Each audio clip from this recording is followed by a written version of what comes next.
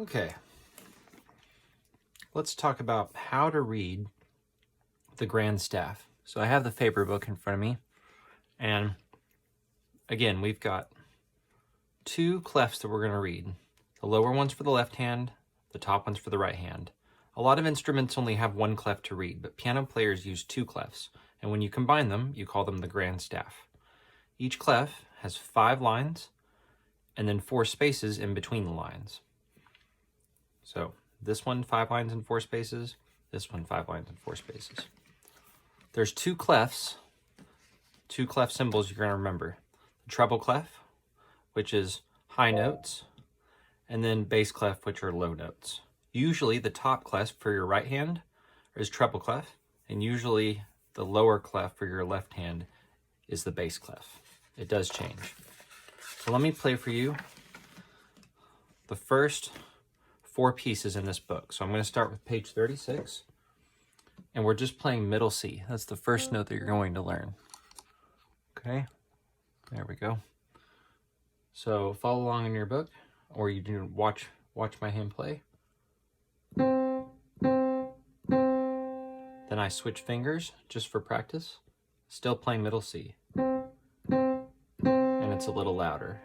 And now I'm going to switch my third finger, play forte. 2, 3, 4. Then I switch to my left hand.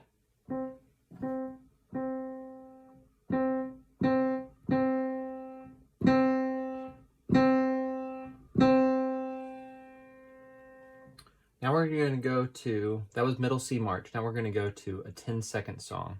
This is only for the treble clef and only for my right hand. I'm playing one more new note, a treble G right here.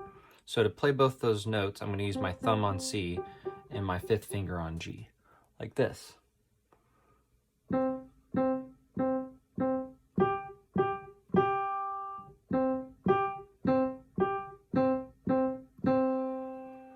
Now, if you want to challenge yourself, you can try to play this with the repeat all in 10 seconds. So that's 5 seconds or less for each playthrough.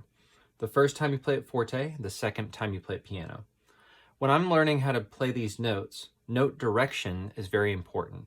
So notice middle C is actually visually lower than the G. So when you're thinking of C and G with your first finger and 5th finger respectively, you can also think low note and high note. So low, low, low, low, high, high, high, low, high, low, high, low, low, low. Or you can replace it with the letters C, C, G. All right, let's go to the next one, which is page 38, or Driving in the G clef. I'm using the 2nd edition of the book, by the way. So now we have notes stacked on top of one another, and that means you play them at the same time. So I'm going to play the whole piece at a moderate tempo. Here we go. Same 2 notes, still the right hand, still in the treble clef, middle C and G.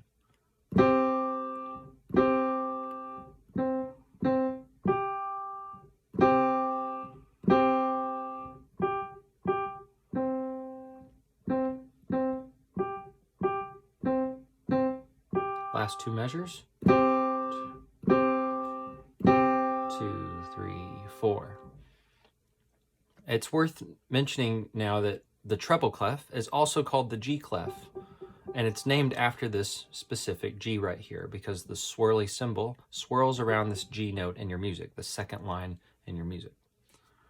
All right, let's do one more piece. We're going to play the same 2 notes, but now middle C is written for the bass clef instead of the treble clef. So we're going to play with our left hand. Same 2 notes, and when they're stacked on top of one another, when they're shown vertically in line, we're going to play them at the same time. So here we go, page 39, Best Friends.